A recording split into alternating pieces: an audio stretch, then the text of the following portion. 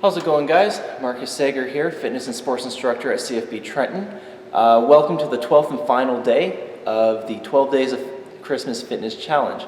I hope it's been a good challenge so far for everyone who's participated. I hope you've been able to learn some new things and apply some new training styles to your workouts. Today, being the 12th and final day, is based around, as the song goes, 12 drummers drumming. And so what that looks like for a fitness challenge is how we interpreted it, is called tempo training. And so you might be asking yourself, Marcus, what is tempo training and should I do it? And the answer is, yes, you should. It's a very effective thing that you can be applying to your training patterns. So what exactly is tempo training?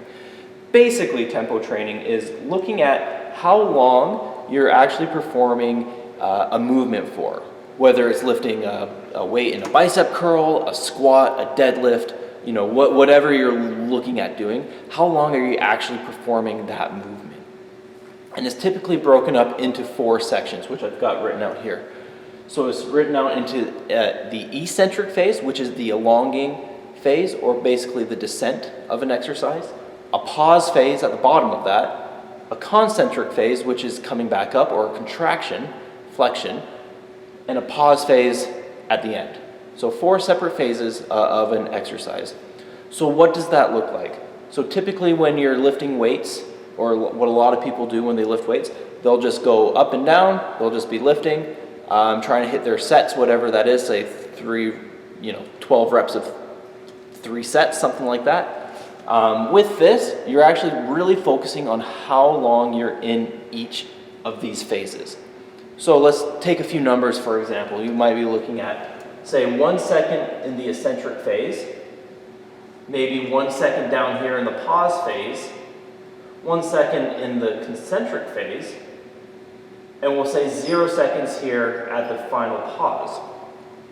So what would that look like? Basically, if you were doing a bicep curl, start, you drop 1 second, hold 1 second, back up 1 second, and before you get any sort of rest here, since there's no time, 1, 1, 1, and you complete that for however many reps you were shooting for. Say you were shooting for 10 reps.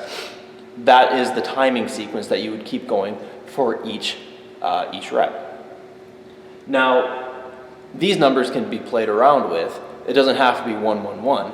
And in fact, some ways that you can actually add difficulty to your workout is by manipulating these numbers. So, for example, let's go back to that bicep curl, and we'll change this to 3 seconds with a 2 second pause at the bottom, 1 second pause, or 1 second on the way back up. So, with the dumbbell, basically what you'd be looking at, say we start here in the eccentric, or the top phase. So with 3 seconds, you'd be looking 1, 2, 3, 1, 2, 1, 1, 2, 3, 1, 2, 1. And so it can add quite a bit of extra tension to your workout. So it ties in with a principle called time under tension as well, or the amount of work that your muscles are actually performing during each lift. Now, why do that? Is there a reason? And there's a lot of reasons why you can mix tempo training into what you're already doing. For example, one, especially when it comes to the compound lifts like the deadlift, the squat, the bench press, the overhead press, things like that, it's a really good way of addressing any kind of imbalances, any kind of weaknesses that you might have as you're performing those lifts.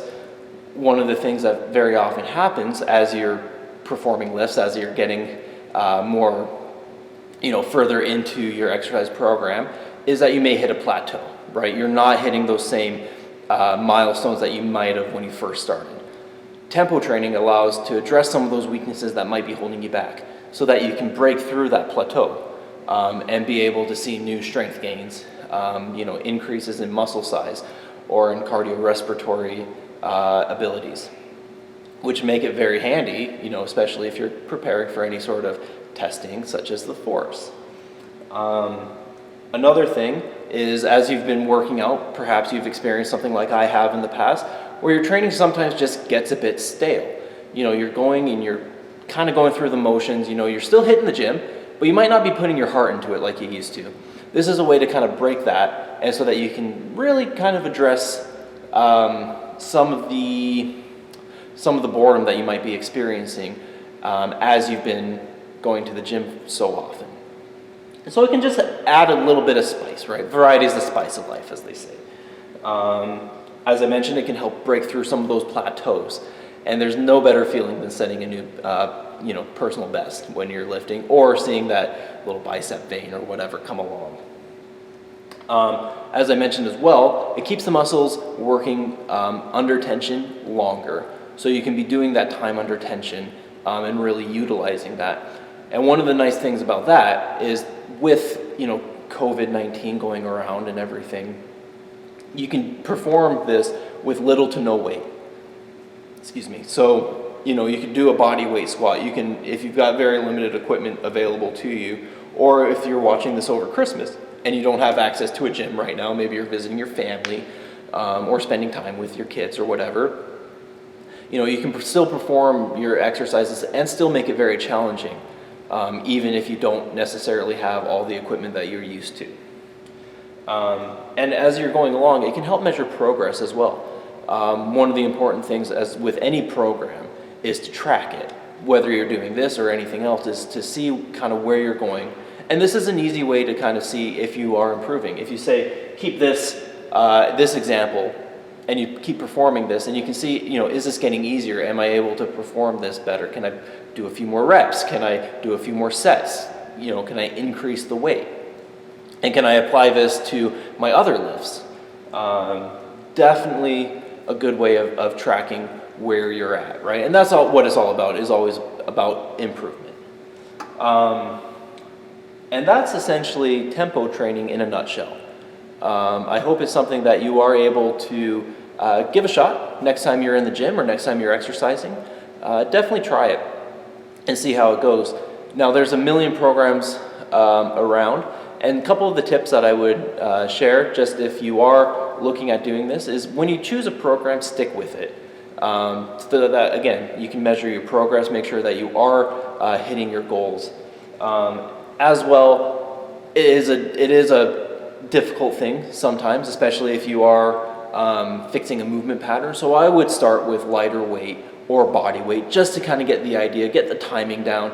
Maybe have one, your training partner, your spouse, your kids, whatever, whoever you've got available to you, to help time you.